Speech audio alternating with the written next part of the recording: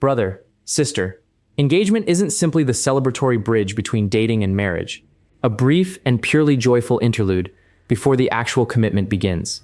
It's actually one of the most revealing seasons a relationship ever goes through, precisely because it forces real, concrete decisions that dating conveniently allowed both people to avoid indefinitely, sometimes for years at a time. The ring changes something real and tangible. Suddenly, finances, family dynamics, and the genuine logistics of an actual shared life stop being hypothetical. Someday conversations and start requiring real, concrete answers on an actual timeline. How a couple navigates that specific pressure together often reveals far more about the marriage genuinely ahead of them than anything visible during the earlier, lower-stakes season of simply dating without any real deadline attached. Today we're naming 5 things worth taking seriously if you see them during engagement specifically. Patterns that deserve real attention before the wedding date arrives. Not after the vows have already been exchanged and the season for genuine, unhurried conversation has essentially closed.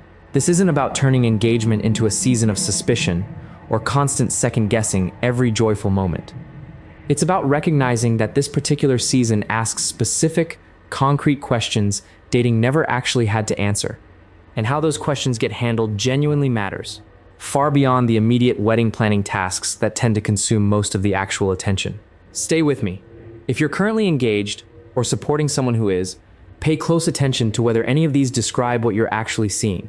Think honestly about your own engagement, or the last one you watched closely from the outside, whether as a family member, a close friend, or simply someone genuinely invested in the couple's future together. Was there a specific moment where a conversation suddenly felt harder than it ever had during ordinary dating? A topic that used to feel comfortably theoretical, now demanding an actual, concrete, binding answer? That shift is exactly what this particular season is designed to reveal. And how a couple handles that shift often matters considerably more than the specific answer they eventually land on together. The first thing worth real attention is resistance to premarital counseling once it's actually proposed. We don't really need that. We already know each other well enough. Premarital counseling exists precisely because engagement's excitement can obscure genuine gaps in a couple's actual readiness for marriage. Gaps a structured, honest conversation with a third party often surfaces far more effectively than private conversation alone. Resistance to this specific process, especially when one partner genuinely wants it and the other actively avoids it, deserves real attention rather than simply being accepted as a scheduling inconvenience. Consider why this specific resistance actually matters more than it might initially seem on the surface. Premarital counseling isn't primarily about catching some hidden, disqualifying secret buried in someone's past. Most couples who genuinely go through it discover mostly ordinary, entirely workable differences worth simply naming out loud clearly before the wedding, rather than discovering them for the very first time afterward, when the stakes are considerably higher and the options considerably fewer. A partner unwilling to even engage this genuinely low-stakes process is often revealing something meaningful about their broader comfort with structured vulnerability and outside accountability, qualities marriage will continue to require indefinitely, in ways engagement itself can only begin to hint at. The second thing worth real attention is genuine conflict or persistent avoidance around merging finances and disclosing debt honestly. Engagement is exactly the season where financial transparency should actually happen. Real numbers, real debt, real spending habits, genuinely discussed rather than vaguely gestured toward. A pattern of deflection, minimization, or outright refusal to have this conversation clearly during engagement is a preview of exactly how financial honesty will likely function once you're actually married, and these numbers are no longer optional information to withhold. Notice how differently this specific conversation tends to go for couples who approach it directly and honestly, versus those who keep circling around it indefinitely without ever actually landing anywhere concrete or truly resolved. A direct conversation, even an uncomfortable one, produces genuine clarity, actual numbers on the table, a real plan for addressing any debt, honest expectations about spending and saving going forward. Continued vagueness, by genuine contrast, simply defers the exact same difficult conversation to a much later point in the marriage, where the stakes and the genuine potential for real betrayal are considerably higher. The third thing worth real attention is family or in-law red flags that specifically surface during wedding planning. Wedding planning has a unique way of revealing family dynamics that simply weren't visible during ordinary dating. Genuine boundary issues with parents, unresolved family conflict suddenly resurfacing, A partner unable or unwilling to set reasonable limits with their own family when genuinely needed. These patterns matter enormously because the family dynamics revealed during wedding planning tend to persist, in some form, throughout the entire marriage that follows. How your partner handles pressure from their own family during this specific season is genuinely worth watching closely. Consider the specific scenarios that tend to surface this exact pattern most clearly and most often. A parent attempting to control the guest list or venue against the couple's own genuine wishes. A family member expressing open disapproval that your partner struggles to address directly. Financial pressure from family, tied to expectations about the wedding itself. A partner who can lovingly but firmly hold a boundary with their own family during this season is showing you something reassuring about their capacity to do the same throughout the marriage. A partner who consistently capitulates, or who avoids the conflict entirely by leaving you to manage it alone, is revealing something worth taking seriously instead. The fourth thing worth real attention is pressure to rush the wedding date for reasons that don't actually have anything to do with the relationship itself. A venue's calendar availability, a specific family member's health or convenience, social pressure from friends already engaged or married. These external pressures aren't automatically disqualifying, but a pattern of prioritizing external convenience over the couple's own genuine readiness deserves real scrutiny. A wedding date should genuinely serve the marriage being built, not simply external logistics that happen to be convenient for people who aren't actually the two getting married. A simple, honest question can often help clarify whether this particular pressure is actually genuinely reasonable. If every single external factor were removed entirely, would this specific timeline still genuinely feel right to both of you? If the honest answer is no, that gap between what's actually being chosen and what would genuinely be chosen without outside pressure deserves real conversation before the date gets locked in any further. The fifth thing worth real attention is unwillingness to discuss real, concrete logistics, where you'll actually live, how faith will genuinely be practiced together, whether and when children might factor into your future. Treating engagement as simply the fun, celebratory part before the actual decisions have to be made.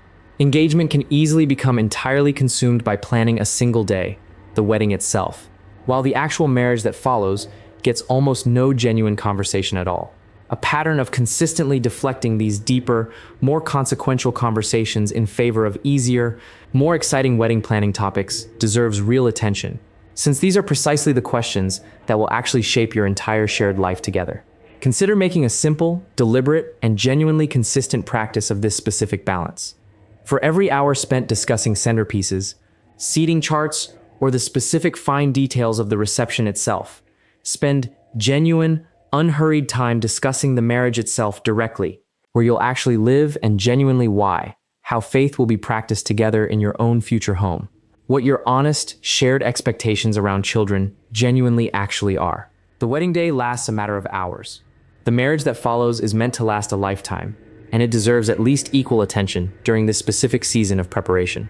So what does it actually look like to navigate engagement with genuine wisdom, watching for these 5 specific patterns?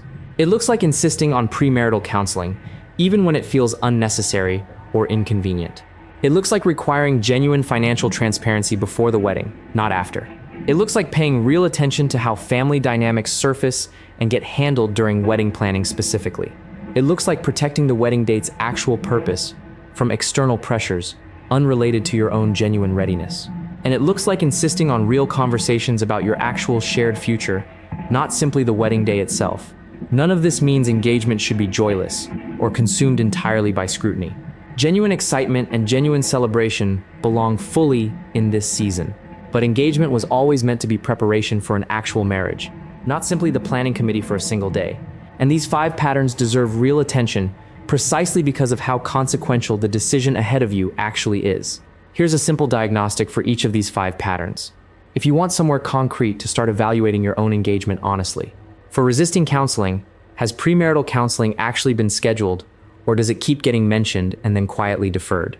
For financial avoidance, could you actually state your future spouse's current debt and general financial picture right now, or would you mostly be guessing? For family red flags, has your partner demonstrated an actual willingness to set a boundary with their own family during this season? Or has every conflict simply been avoided or left for you to manage alone? For rushed timelines, if you removed every external pressure from the equation entirely, Would this exact wedding date still feel genuinely right to both of you? For avoided logistics, can you name, right now, where you'll actually live, how faith will be practiced in your home, and your honest shared expectations around children? Or have these conversations simply never happened yet? None of these questions are meant to manufacture anxiety during what should genuinely be one of the more joyful seasons of your life. Most engagements navigate these 5 areas reasonably well, even imperfectly. An imperfection here doesn't automatically indicate a genuine problem. The goal isn't to interrogate your engagement into anxious paralysis. It's simply to notice whether these 5 areas are actually being addressed with real substance, or quietly avoided in favor of easier, more immediately enjoyable wedding planning tasks. Consider how differently a marriage tends to begin when these 5 areas have actually been addressed honestly during engagement, compared to one where they were simply avoided until after the wedding had already happened. Premarital counseling, genuinely engaged with, tends to surface small, workable issues before they become larger ones. Financial transparency, established early, tends to prevent the kind of devastating discovery that erodes trust later. Healthy boundaries with family, demonstrated during engagement, tend to continue holding once the marriage actually begins. A wedding date chosen for the couple's genuine readiness, rather than external convenience, tends to reflect a marriage entered thoughtfully, rather than reactively. And real conversations about the actual shared life ahead, prioritized alongside the wedding planning itself, tend to produce a couple who's genuinely prepared for what marriage actually requires, not just for a single beautiful day. Scripture calls believers to build their lives on a genuinely solid foundation, and engagement is precisely the season where that foundation either gets carefully laid or quietly neglected in favor of whatever feels more immediately exciting. The wedding day itself, however meaningful and worth celebrating fully, was never actually the point. It's simply the beginning of something that deserves the same careful, honest preparation you'd bring to any other genuinely consequential decision in your entire life. If this stirred something in you, brother, sister, don't scroll past it. Subscribe to Biblical Warning now, and let's keep examining these hidden places together, one warning at a time.